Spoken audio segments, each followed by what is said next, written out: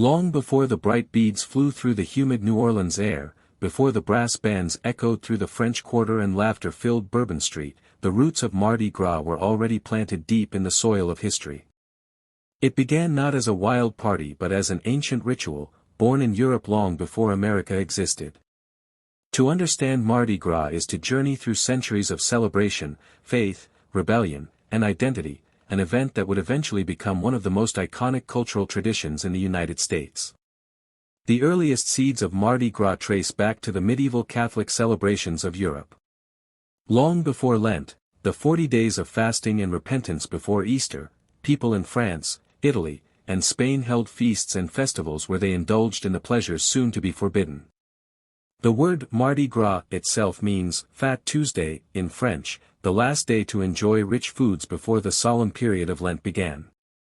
It was a time of laughter, disguise, and revelry, when the ordinary world turned upside down and even kings could be mocked behind the safety of a mask. When French explorers arrived in the Americas, they brought these traditions with them. In 1699, two Frenchmen, Pierre Le Moyne d'Iberville and Jean-Baptiste Le Moyne de Bienville, reached the mouth of the Mississippi River. They camped about 60 miles south of what would later become New Orleans, and it happened to be the eve of Mardi Gras. Iberville named the spot Point du Mardi Gras, marking the first known celebration of the festival on American soil. It was small, but it was a sign of things to come.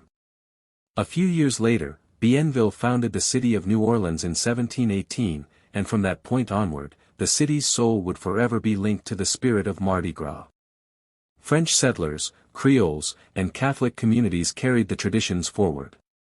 Early celebrations were private, often held by wealthy colonists who hosted masquerade balls in their grand homes. Yet even in those early years, there was something uniquely New Orleans about it, the blend of European elegance and the raw, untamed energy of a city born at the crossroads of cultures.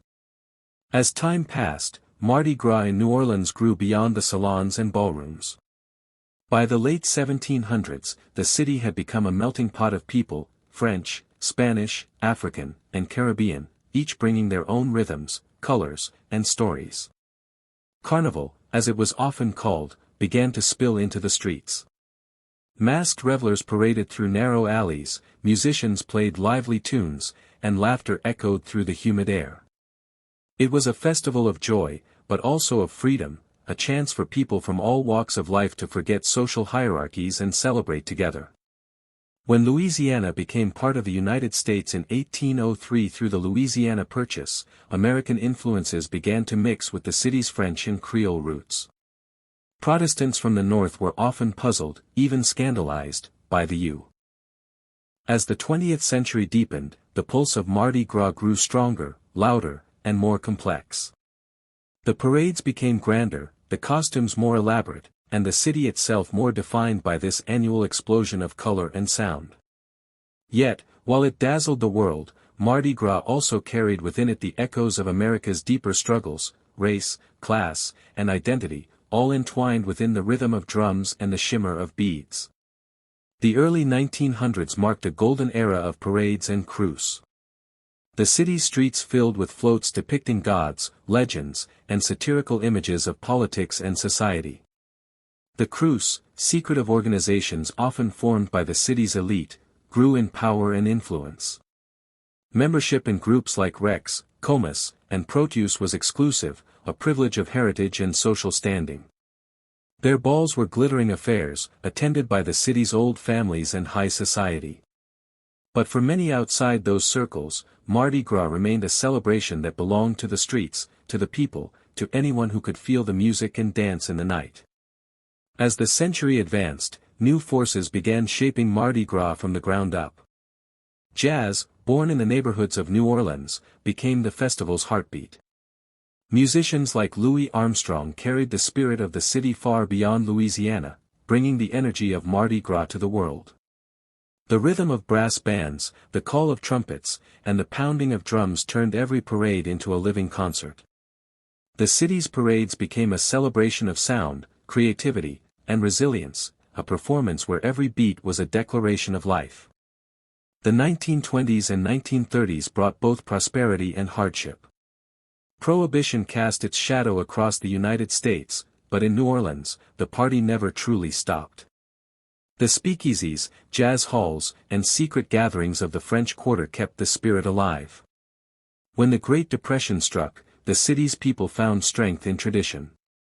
Mardi Gras became a symbol of hope, a reminder that joy, no matter how fleeting, was an act of defiance against despair. During World War II, the parades paused as the nation focused on survival. Soldiers left home, resources were scarce, and the city's celebrations were subdued.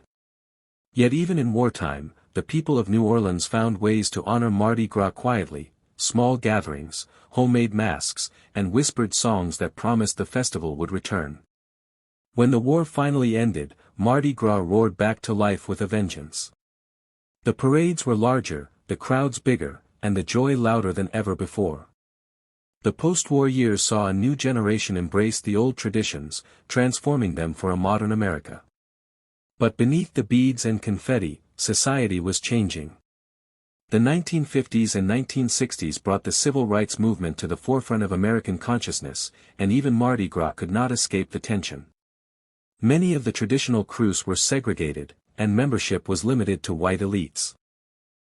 As the 21st century progressed, Mardi Gras continued to evolve, transforming itself yet again while keeping its ancient soul intact.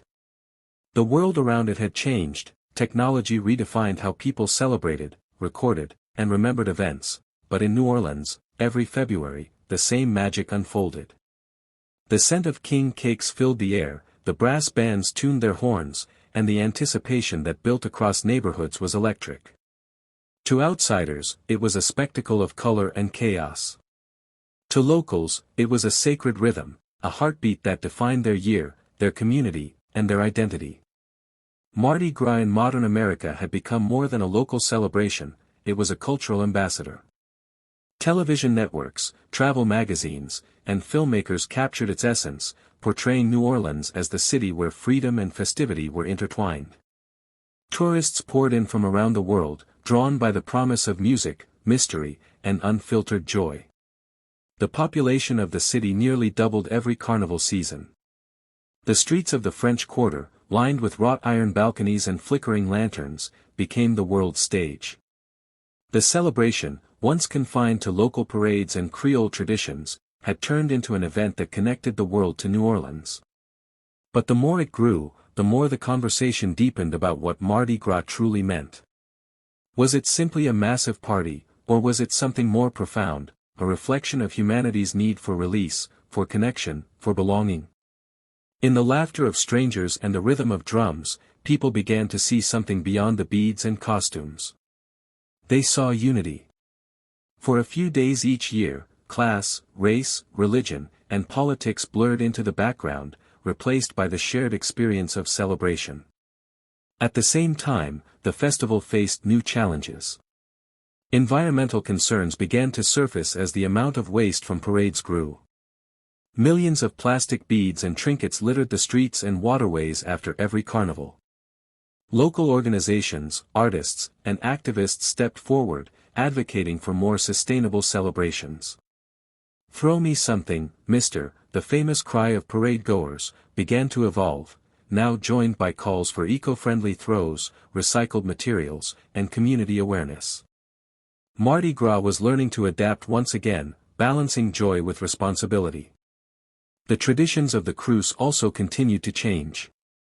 While the old, exclusive groups still existed, new ones were forming, smaller, more diverse, more creative. Some crews focused on art and satire, others on social causes and cultural inclusion. The Crew of Muses, founded in 2000 and made entirely of women, became one of the most beloved additions to the modern carnival. Their handcrafted shoe throws became collector's items, and their presence represented a new era where gender, art, and humor blended seamlessly into tradition. The post-Katrina years had brought a wave of rebirth not just for